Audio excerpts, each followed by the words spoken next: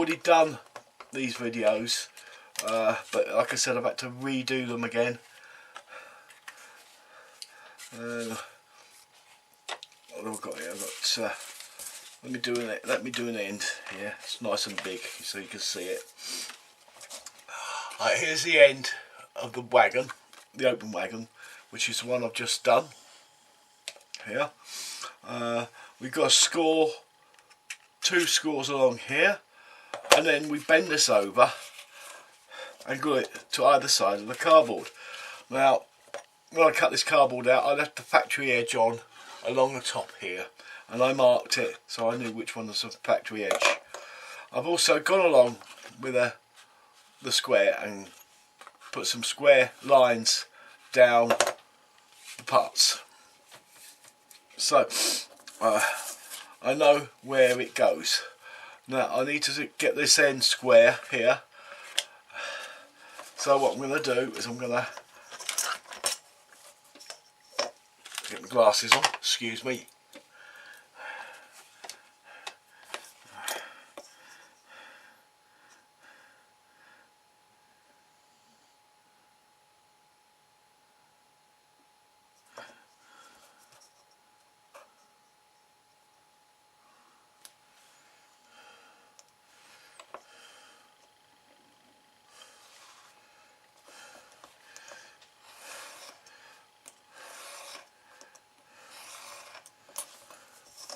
Square this up according to the printing on this here. Now I know this is square down here. We need to do the separation for the top of the card here. It will sit on top of the card. As this is a wraparound card, I haven't shown you this before, so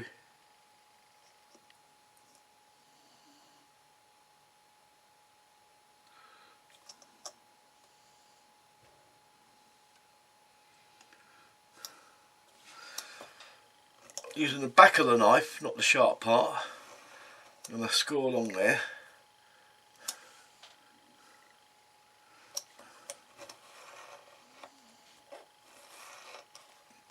That should do it.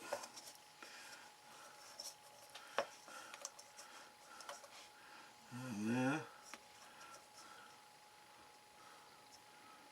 Scoring along here again. 3. There we go.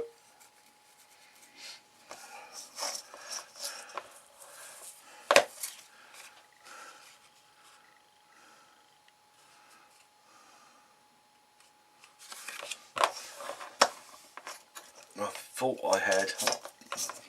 Just have to rescore this one again.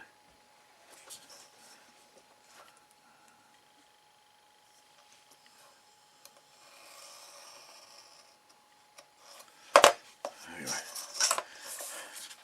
I haven't quite scored the end of it properly.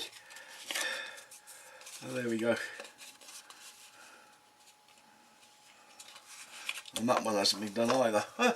Okay, right, we'll do the other one again as well. And it happens like this.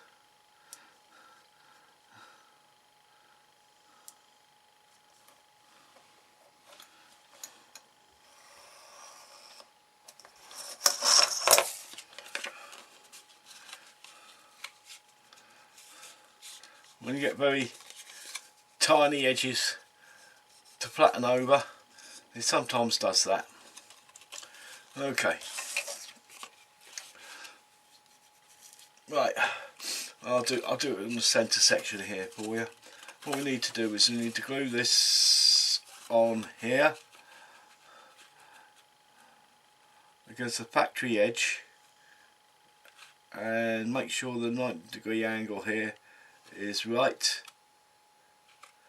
which it is. Just looking down there, that's fine. I'm just going to put a pen mark on here, if I can find my pen.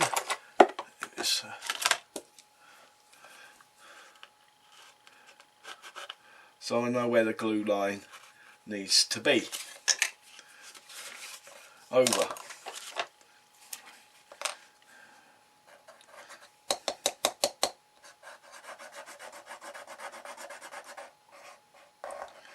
Normally I would do this with white wood glue. I'm using the Mocket card glue. This is, like I said, this is getting old, and the colour of it is brown. Should be white.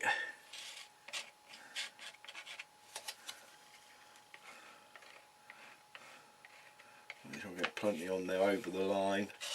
There. Don't forget the top part there. Come on, you.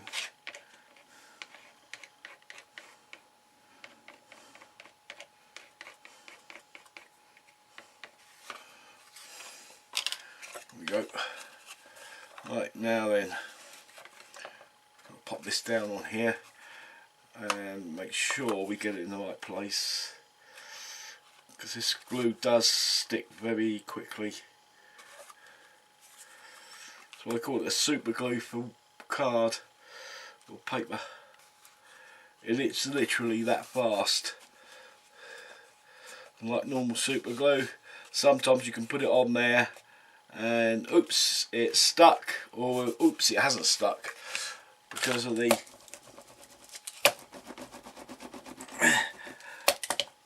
glue's dried before you actually got it on there. As you can see, like that, like there. I've got a bit here left on my card, so I'm going to use that and just finish that off there. A bit in the corner there. As you can see, now you fold it over, you've got the top on there.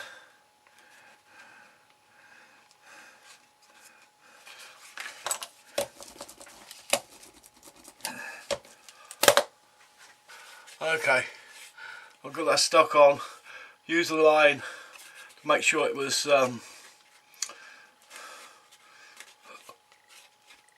90 degrees to the top. Now, the way I normally do this is I get my straight edge again, the steel rule.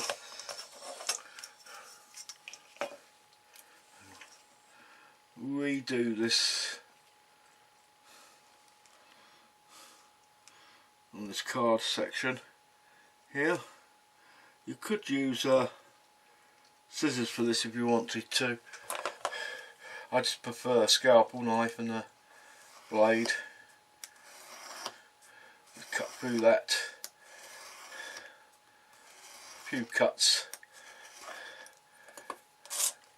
Comes off nice and clean. Right, now it's time to fold the other end over, and I can see from this it's absolutely perfect there. So we can go ahead and glue this on. And save wasting a lot of glue. Now I know this edge needs it. That's over there. There we go. Okay.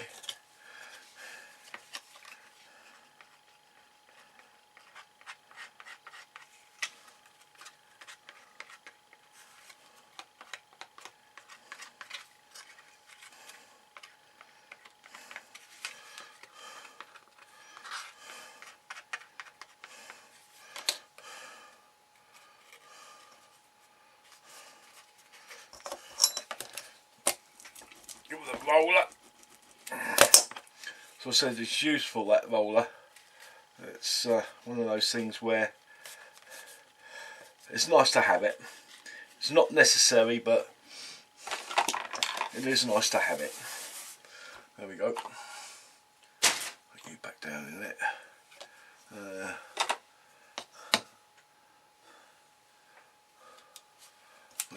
There's a top to it. To the glue. Right, and that's how you do your fold over wraps, so you get it on both sides. I'm just going to take a scissors to this and just cut it down roughly. There. I've still got a bit to cut off of here, but we take off most of the waste. I can go in the waste pile over here, because we'll probably need some little bits of 1mm card to do that with. Now I could go on and do the rest of these. There's quite a few here to do. There's 4 pieces per side and 2 ends.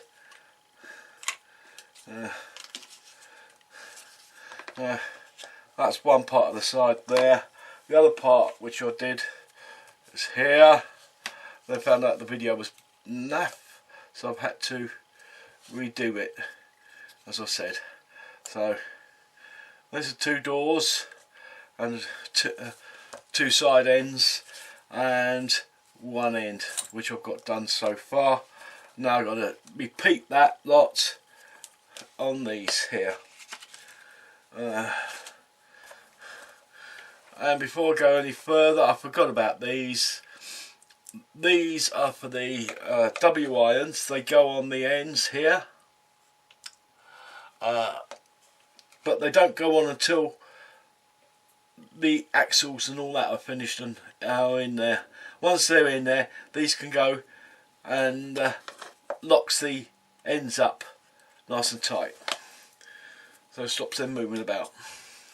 It's also where you can, if you put a small spring in here, you can actually get this to move up and down, so you've got suspension on your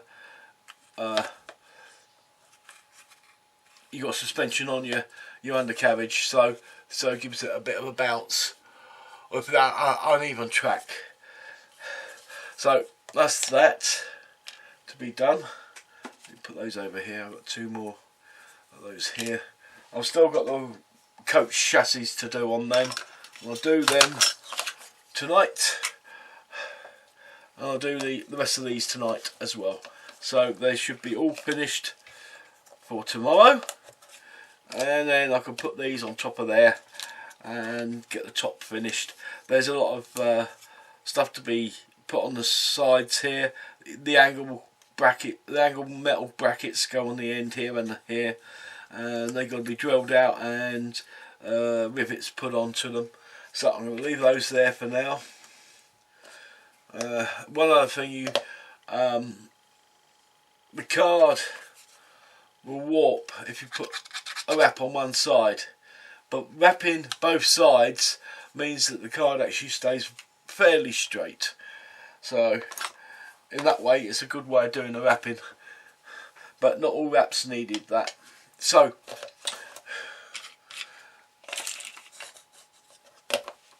that's it for the time. I'll come back and do the video of all the finished stuff, and then that'll be the end of this video. Right, I'm just going to do my ribs on the model itself to enhance it.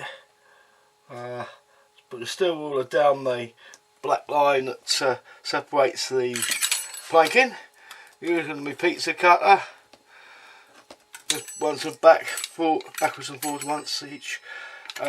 This is an old one, it's quite blunt. If you want one, you don't have one at home, go to a second-hand shop and get one.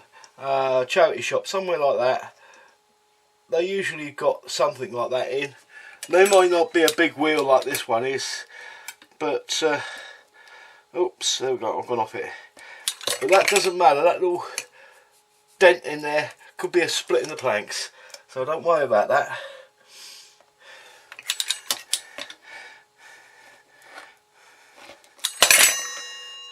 I'll do the last one here.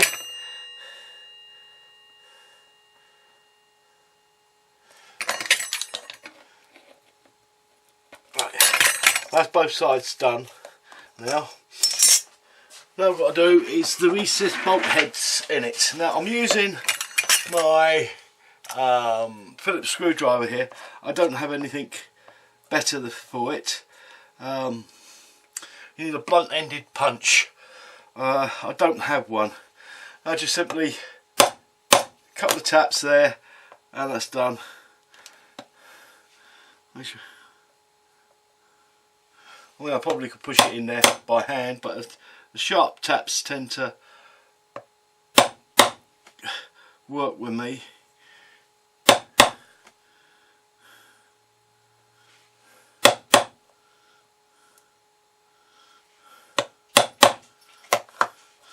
like that, and we carry on doing that all the way round. I'll finish this one for you.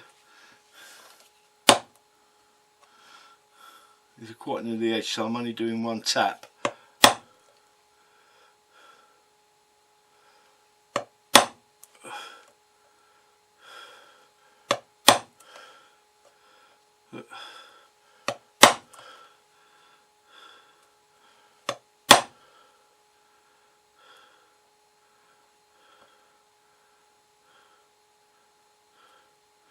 You probably won't see a lot of this in here, but it's worth doing. You never know.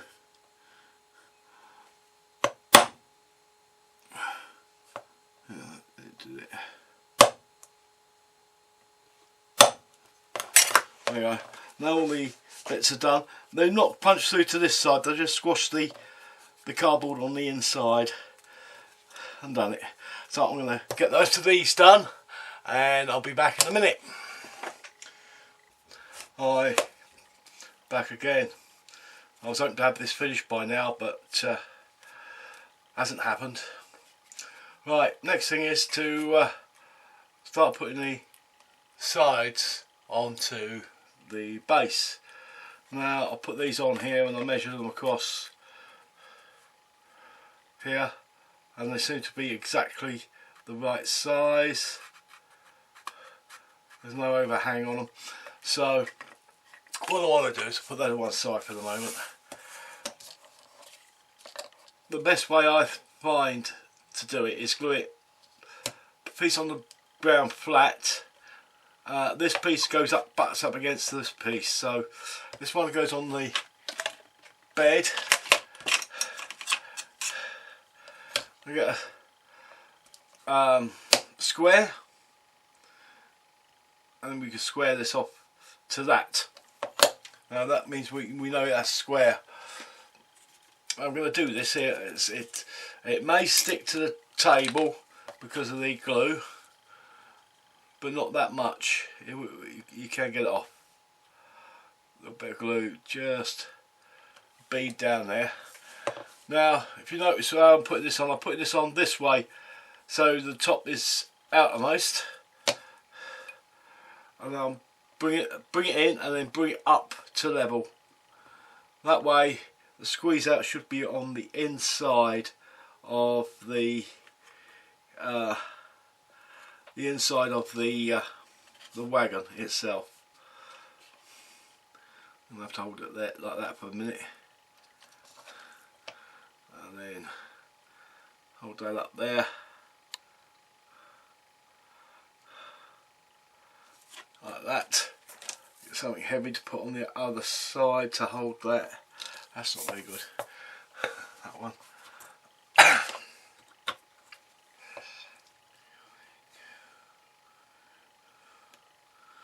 I'll put that there.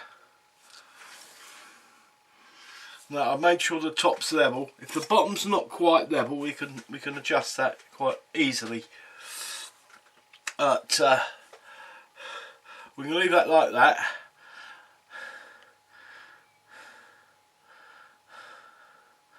Now, as you can see, the top of the, I don't know whether you can see that, but the top of my square is above the top of here. When I put the other one on, it's got to go there. So this is a little bit too long, but if you still do the square with it, and I'll show you that in a minute when this is dry.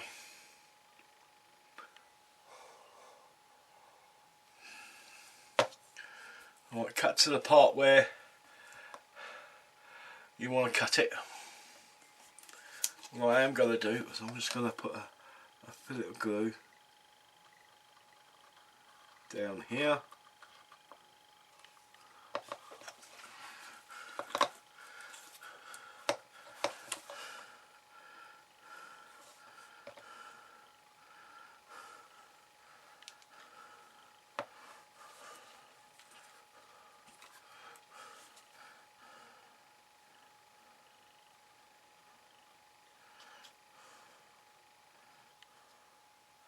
Just to help it along. Yeah.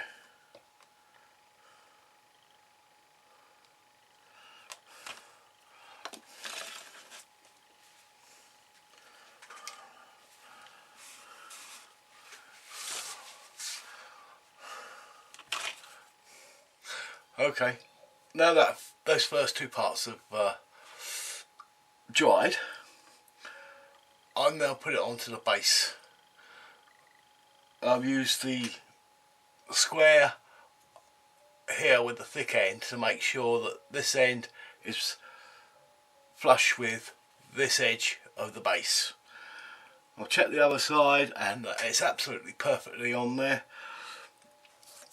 Next thing is to put the next side piece on here and glue that on flush, and then repeat for the other end.